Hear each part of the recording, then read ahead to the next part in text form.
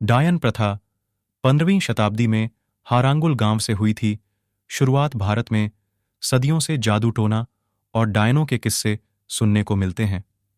आज हम आपको एक ऐसे गांव की कहानी सुनाने जा रहे हैं जिसके बारे में माना जाता है कि आज से करीब 500 साल पहले काले जादू के बल पर औरतों के डायन बनने की शुरुआत हुई थी। दोस्तों, इस पोस्ट में हम पहले यह स्पष्ट कर दें कि हम किसी भी प्रकार के अंधविश्वास का समर्थन नहीं कर रहे हैं। यह पोस्ट महज शोध और किंवदंतियां पर आधारित हैं। बस हम आपको एक मिथक से परिचित करवाना चाहते हैं।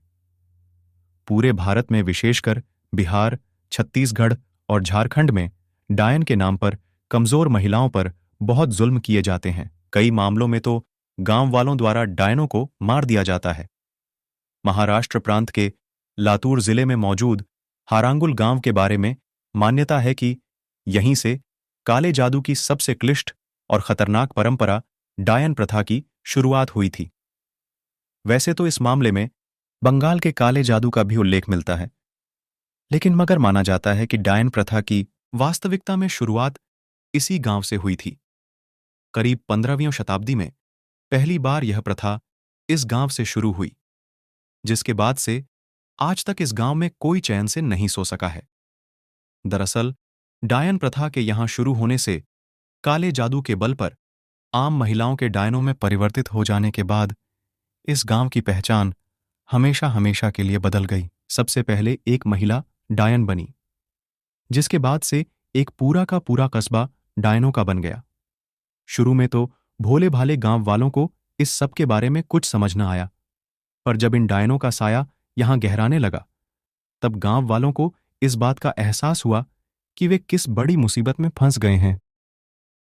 डायनों ने अब शिकार करना शुरू कर दिया।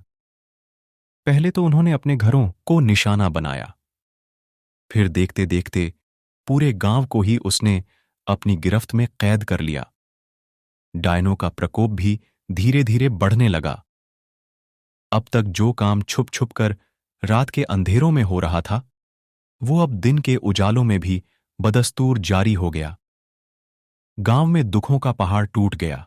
जवान लड़के डायनों के पेड़ के आसपास मृत लटके पाए जाने लगे। इसके पीछे सच्चाई सामने आई कि डायनों ने गांव के इन नौजवान कुंवारे लड़कों को पहले अपने प्रेमजाल में फांसा, उनके साथ शारीरिक संबंध बनाए और फिर उनका खून चूसकर अपनी प्यास मिटाई। साथ ही उनके रक्त का इस्तेमाल तांत्रिक सिद्धियों को प्राप्त करने के लिए किया गया। यह सब होने के बाद गांव वालों का गुस्सा 7वें आसमान पर पहुंच गया। ग्रामीणों ने डायनों को पेड़ों में बांधकर जिंदा जलाना शुरू कर दिया। मरते मरते इन डायनों ने कहा कि वे लौट कर आएंगी और जो अपना बदला लेगी।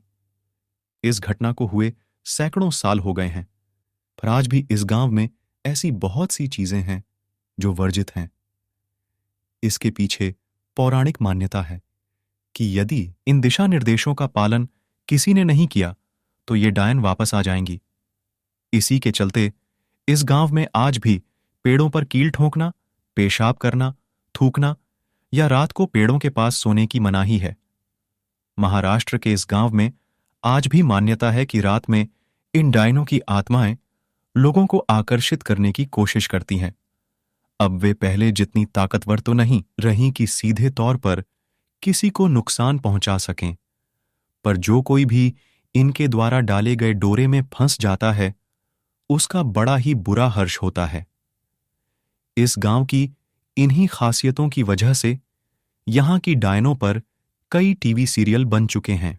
मित्रों, उम्मीद करता हूं ये वीडियो आपको पसंद आई हो, तो इसे ज्यादा से ज्यादा लाइक करें और अपने दोस्तों के साथ शेयर करें। अगर चैनल पर नए हैं तो चैनल को सब्सक्राइब करें। मिलते हैं नेक्स्ट वीडियो में।